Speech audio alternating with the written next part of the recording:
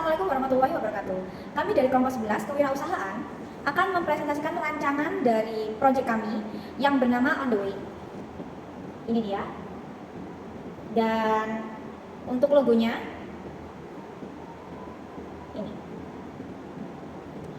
Jadi, On The Way adalah jasa pesan antar yang dikhususkan untuk mahasiswa-mahasiswi Universitas Trunojoyo Madura. Lalu apakah itu On The Way? On The Way adalah aplikasi pesan antar yang dikhususkan untuk mahasiswa Universitas Trunojoyo Madura, yang mana kami mengirimkan makanan dan minuman yang ada di sekitaran outlet Telang. Lalu mengapa kalian harus memilih On The Way? Karena On The Way itu menyediakan berbagai macam diskon. Dan kenapa dengan On The Way? Karena On The Way bisa meringankan keinginan mahasiswa, terutama bagi mereka-mereka yang tidak memiliki kendaraan. Karena On The Way, customer tidak perlu lagi untuk mengantri ketika membeli makanan. Mereka hanya perlu memilih makanan-makanan itu ke outlet yang mana, belinya menunya apa, lalu tinggal diantarkan ke customer. Dan bagaimana caranya? Yaitu dengan cara kami membuka jasanya berupa QRIS dan juga berupa link aplikasi, yang mana nanti akan disangkutkan, otomatis mencari driver, lalu mereka hanya tinggal memesan di situ. Jadi sesuai dengan kata On The Way, kami mempromosikan jasa kami khusus untuk mereka-mereka yang sedang rush hour atau tergesa-gesa, karena juga problemnya itu kebanyakan mereka-mereka mahasiswa-mahasiswa ini perantauan dan tidak memiliki kendaraan tersebut. Dan alternatifnya ya dengan cara memesan dari On The Way tersebut, karena harganya lebih affordable dan tidak kira harganya itu mudah naik turun seperti ojek mahasiswa lainnya. Lalu kami juga menawarkan untuk lebih fast respon lagi, dan juga banyak referensi makanan-makanan yang akan ditawarkan, karena kami juga bekerja sama dengan outlet-outlet se-area kampus. Saya Imaura, presentasi akan dibawakan oleh teman saya. Terima kasih. Oke, saya akan melanjutkan presentasinya. Berapa banyak customer yang sudah kami wawancara itu sebanyak 50 orang sejauh ini, dan kami mewawancaranya melalui Google Meet, melalui Google Form, dan juga bertemu secara langsung. Customer yang setuju dengan perubahan masalah itu ada sekitar setengah dari mereka, dan juga beberapa yang tidak setuju dengan penyelesaian terbarunya. Terus untuk market wise estimation ini kami menargetkan seluruh penduduk Bangkalan sebagai pelanggan potensial yang ingin kami jangkau dalam skala besar layanan pesan antar makanan. Dan juga untuk SAM-nya kami mengambil penduduk Telang sebagai sampel skala menengah berdasarkan pengamatan kami untuk layanan antar makanan. Untuk SOM-nya kami fokus pada mahasiswa Universitas Trunojoyo sebagai sampel skala kecil berdasarkan observasi kami sebagai target pasar awal yang paling bisa dijangkau oleh layanan kami. Dan yang berikut adalah customer persona. Kami sudah mewawancarai 20 customer dan kami mengambil salah satunya, yaitu Dani Larasati, berumur 18 tahun, sebagai mahasiswa dan bertempat tinggal di Telang. Dia berdasarkan observasi kami, dia sangat membutuhkan driver yang fast respon untuk membantu dia untuk memesan makanan. Karena ketika dia lapar, respon delivernya itu lambat, makanya itu dia sering cancel makanannya. Dan juga dia sering mengalami yang namanya makanan datang terus makanan itu sudah dingin, karena ojeknya itu memiliki banyak orderan sehingga makanan itu dibiarkan hingga dingin baru diantar. Oke. Terus yang berikut adalah value proposition canvas. Yang pertama, you over that makes the customer happy, itu kami akan mengantarkan segera makanan tersebut ketika makanan itu sudah siap. Dan next, what is product or service that you are offering, itu adalah layanan pesan antar makanan. Dan juga yang berikut adalah fitur yang kami tawarkan, which feature of you are offering result of the customer claims, itu adalah pengambilan makanan pesanan itu tepat waktu. Dan juga yang berikut adalah apa yang akan membuat pelanggan senang, itu adalah ya makanan itu datang tepat waktu, dalam keadaan hangat, dalam keadaan baik, dan kualitas makanan yang baik. Dan yang berikut adalah yang diinginkan klien untuk menghadapi masalah adalah seperti yang saya jelaskan tadi, adalah tepat waktu makanan itu datang dan juga makanan yang sehat bagi customer. Terus yang berikut adalah tindakan apa yang kami ambil jika klien mendapatkan masalah, itu kami akan meminta dia memberikan penilaian, lalu kami akan menindaklanjutkannya itu dalam bentuk memberikan kompensasi. Terus yang berikut adalah apa saja kendala yang dihadapi klien ketika menghadapi masalah tersebut. Itu pasti klien merasa cemas dan juga kecewa terhadap pelayanan delivery. Terima kasih. Berikut presentasinya akan dilanjutkan oleh teman saya. Kami di sini menyediakan solusi dan menawarkan panduan komprehensif yang terdiri dari satu platform pengiriman platform online yang mana platform ini terhubung ke restoran dari si pelanggan seperti GrabFood, GoFood, ShopeeFood, dan Foodpanda. Dan yang kedua langsung ke konsumennya. Yang ketiga dengan aplikasi seluler, yang mana sebagian besar platform memiliki aplikasi seluler yang mudah digunakan yang memungkinkan pelanggan menelusuri menu dan memesan atau bisa melacak pengirimannya. Solusi yang ketiga itu tantangan dan waktu pengirimannya. Yang kelima itu di kualitas makanannya. Restoran yang pelanggan kita pesan itu mereka akan memprioritaskan metode pengemasan dan memastikan makanannya tiba panas dan masih segar, tetap panas dan masih segar. Dan yang terakhir kepuasan pelanggan. Kita di sini berfokus pada menyediakan layanan untuk pelanggan, itu termasuk dari pemesanan yang mudah sampai tepat waktu.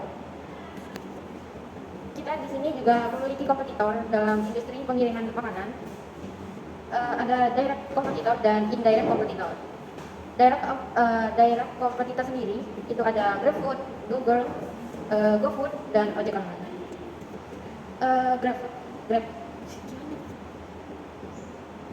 GrabFood sendiri dikenal dengan jangkauan yang luas dan GoFood juga memiliki banyak promo. Dan juga ojek online lebih berfokus pada mahasiswa. Dan pesaing tidak langsungnya itu adalah Alfagif, yang mana di sini meskipun mereka tidak secara langsung bersaing dalam hal pengiriman makanan dari restoran, mereka tetap menjadi pesaing karena menawarkan produk yang serupa, yaitu makanan, dan juga menggunakan platform digital untuk menjangkau pelanggan. Baik, saya Naila Kistalogi. Presentasi selanjutnya akan dilanjutkan oleh teman saya. Baik, nama saya Maura. Di sini saya akan melanjutkan presentasi yang berkaitan dengan bisnis model kanvas kami. Jadi bisnis model kanvas kami itu memiliki cost structure atau struktur pembiayaannya. Ada pembiayaan untuk bensin dan juga reparasi, dan juga tentunya internet dan juga aplikasinya, pembuatan aplikasi. Lalu ada media partner dan sponsorship dari outlet-outlet terdekat. Lalu untuk unique value proposition, kita memiliki banyak promosi dan hot sales, dan kita juga buka 24 jam. Dan untuk high level concept, kita berfokus pada teman-teman atau mahasiswa-mahasiswi yang memiliki budget minim. Dan untuk high level concept, jasa customer food delivery service kita itu berfokus pada teman-teman atau mahasiswa-mahasiswi Universitas Tunggal Madura, dan yang mana harganya itu affordable atau bisa dijangkau oleh mahasiswa Universitas Tunggal Madura.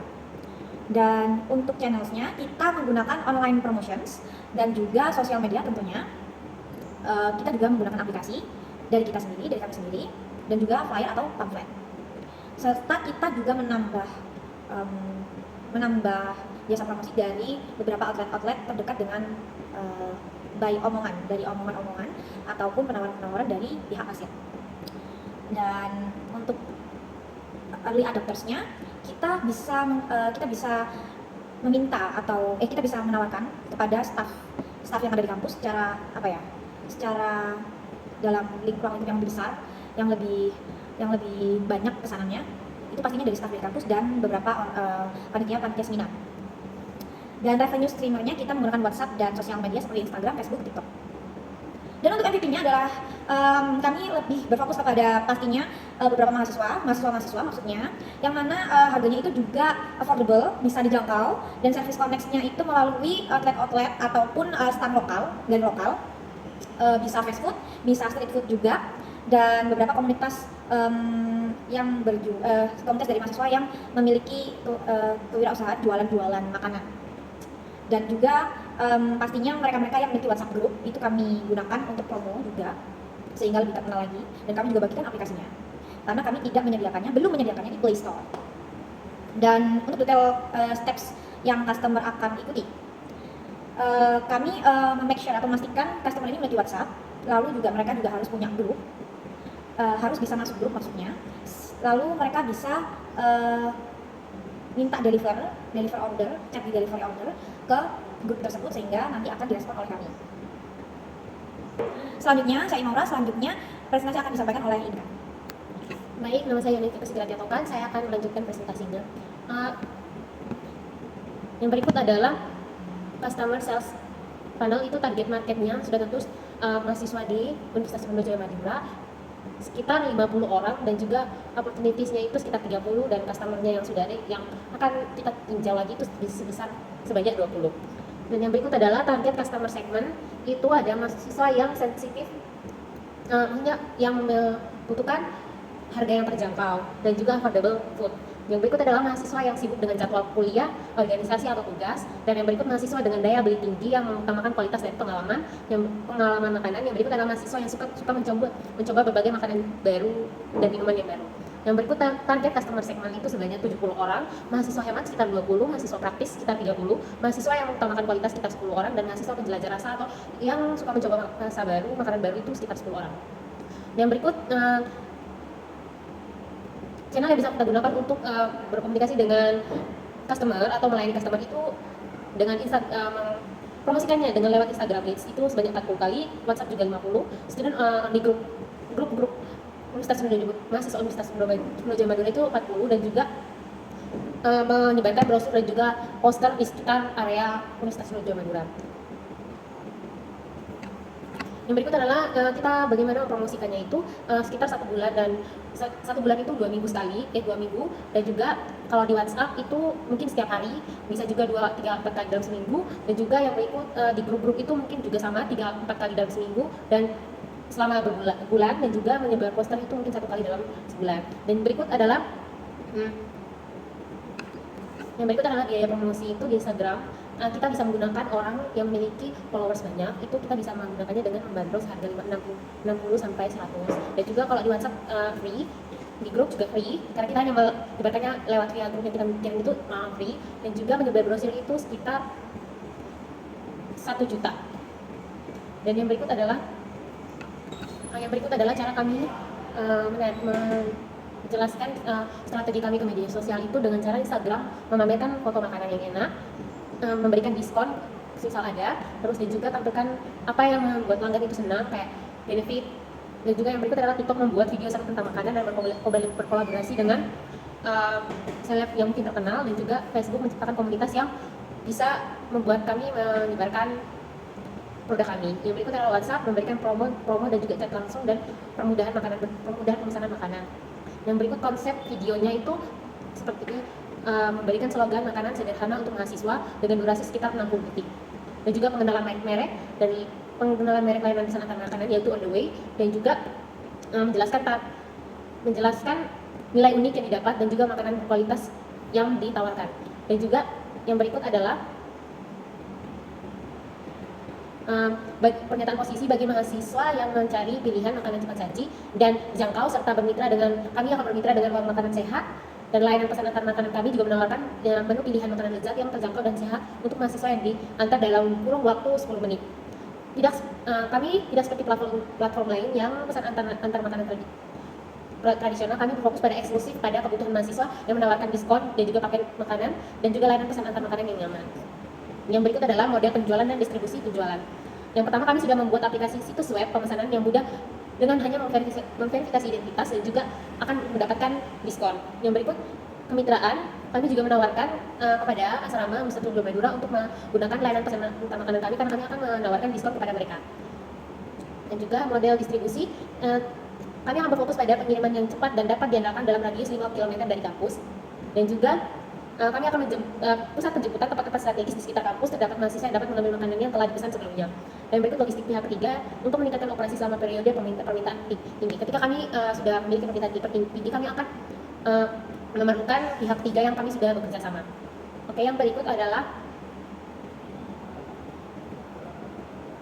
setting up the business. Itu kami sudah mengcross biaya, kita konsultasi ke lawyer untuk membuka usaha kami itu kami range sekitar 150.000 per jam. Dan juga bisnis registration, kami meregis bisnis itu kami kisahkan sekitar 2 juta. Website relate itu sekitar 500, Vinci sekitar 500 juga. Jadi total ada startup cost-nya itu sekitar 3.150, dan juga yang berikut adalah equipment, itu kami kisarkan sekitar 7.500. Terus yang berikut adalah starting operation, itu market and promotional cost itu sekitar 200.000, supplies and view materials itu sekitar 400, secondary office and supplies itu sekitar 600, and working capital itu sekitar 500. Yang berikut adalah startup capital. Equity investment itu kami baginya sekitar 5 juta, yaitu tabungan kami juga, sekitar loss and college of others. Loss itu adalah peminjaman, kami meminjam sekitar 5 juta, dan totalnya startup capital itu sekitar 10 juta.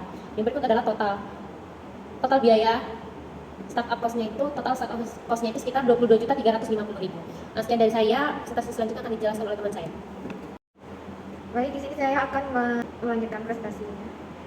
Saya akan laporan laba ruginya. Ini kita memperkirakan atau prediksi tentang kinerja keuangan bisnis kami di masa depan. Dengan kata lain, laporan ini itu bisa bagaimana kondisi keuangan bisnis kita di masa depan nanti. Mengapa laba rugi itu sangat penting? Itu dalam segi perencanaannya itu dapat membantu membuat keputusan bisnis kita, seperti budget, investasi, dan pengembangan produknya, dan evaluasi untuk membandingkan kinerja aktual dengan mengukur keberhasilan strategi bisnis kami, dan pengambilan keputusan, seperti kita akan memperluas pasar kita atau pengurangan biaya kita. Oke, mari kita analisis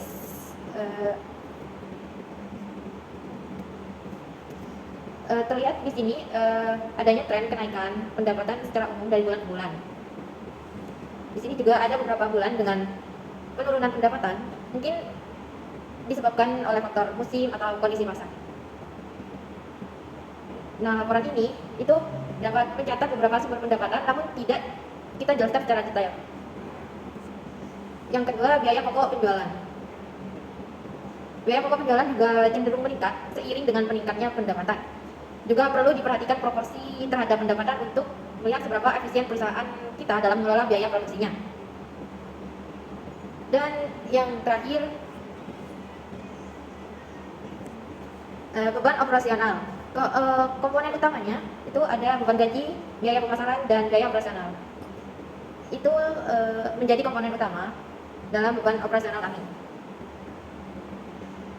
Dan beban operasional ini cenderung stabil atau bisa sedikit meningkat. Dan ini adalah analisis laporan kami. Sekian dari saya. Presentasi selanjutnya akan dilanjutkan oleh teman saya. Baik, selanjutnya untuk perkembangan selama 5 tahun, gambarannya atau rancangannya akan kami sebutkan, yaitu dari awal hingga akhir, dari awal 1 tahun awal hingga 5 tahun ke depan. Jumlahnya sekitaran 7.000. Itu adalah jumlah investasi yang terkumpul. Jumlah investasi yang terkumpul atau jumlah customer yang akan terkumpul ditargetkan hingga 5 tahun ke depan. Lalu ada earnings after 5 years, yaitu pendapatan setelah 5 tahun ke depan itu perkiraan akan mencapai 102,3 juta, dan untuk PE ratio ada 5%. Lalu discount rate itu kami akan mencapai 15%, dan number of years itu jelas, yaitu adalah 5 tahun. Lalu untuk estimasi terminal value ada 250 juta dan 5 tahunnya, dan present value ada 50 juta, dan required ownership percentage ada 60%, dan number of shares needed by investor atau dan juga share price, harga pasarannya itu 5 sampai 7 ribu rupiah. Lalu untuk revenue ada 100.000, dan COGS itu ada 40.000 per harinya. Itu biaya cost untuk kami para pegawainya, operasionalnya, dan gross profitnya ada 60.000, gross profit marginnya ada 60%, operating cost-nya ada 5.000 rupiah, dan operating profitnya ada 3.000 rupiah. Dan untuk unit economics ada CAC, yaitu sekitaran 19 sampai 25 juta, dan RPU ada 250 juta. Sekian dari saya. Untuk presentasi selanjutnya akan disampaikan oleh teman kami. Baik, saya akan melanjutkan presentasinya. Yang berikut adalah funding plan atau rencana pendanaan. Dana yang dibutuhkan untuk mencapai usaha ini itu sekitar 10 juta sampai 20 juta. Terus berapa banyak yang sudah kami bootstrap itu kami belum membuat draftnya karena kami masih mahasiswa yang masih membutuhkan tabungan yang banyak dan belum mempunyai uang yang cukup. Kami mungkin akan mencoba bekerja sama dengan investor dan berkolaborasi dengan perusahaan-perusahaan pendukung. Yang berikut adalah berapa banyak yang mungkin kami akan bootstrap, itu sekitar 10 sampai 20 juta. Terus dana eksternal yang mungkin kami akan butuhkan itu sekitar 10 juta. Dan yang berikut adalah strategi pemanfaatan dana dan rincian. Untuk pengembangan teknologi sendiri, sejauh ini kami menaruhnya di sekitar 500.000 sampai 1 juta. Dan untuk pemasaran itu sekitar 500.000 sampai 1 juta juga. Dan operasional itu sekitar 150.000 per orang, dan juga cadangan itu untuk biaya yang tidak terduga itu sekitar 1.500.000. Sekian presentasi saya, akan dilanjutkan oleh teman saya. Baik, di sini struktur organisasi dan peran kami itu ada 3 peran. Yang pertama ada CEO.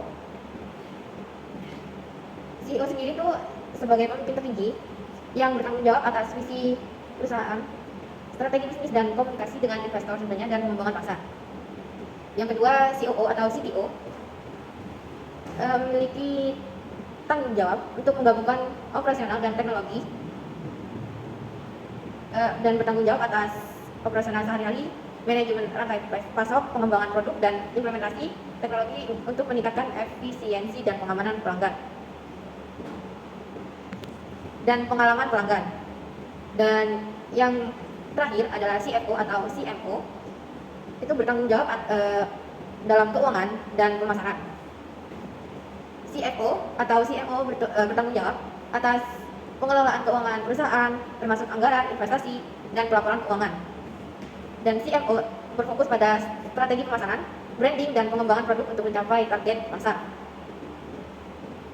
Dan tujuan kami mendirikan perusahaan dan nilai tambahannya yaitu untuk memberikan kemudahan akses layanan, terutama dalam konteks pendidikan.